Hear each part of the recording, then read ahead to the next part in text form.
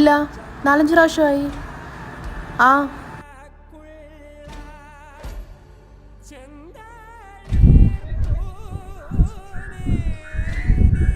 ഇടി, ഞാനിപ്പോൾ വിളിക്കാവേ.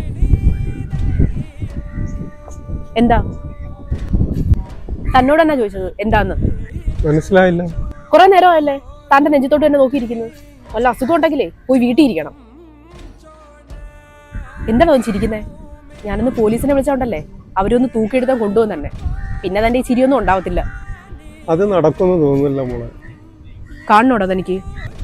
ഒരാൾ എത്ര വലിയ ആളാന്ന് പറഞ്ഞാലും തോക്കാനൊരു ഇടവും തോക്കാനൊരു സമയം വരുമ്പോളെ ഇത് മോളുടെ ടൈമാണ്. അതെന്താ തനിക്ക് ഇത്ര ഉറപ്പ്?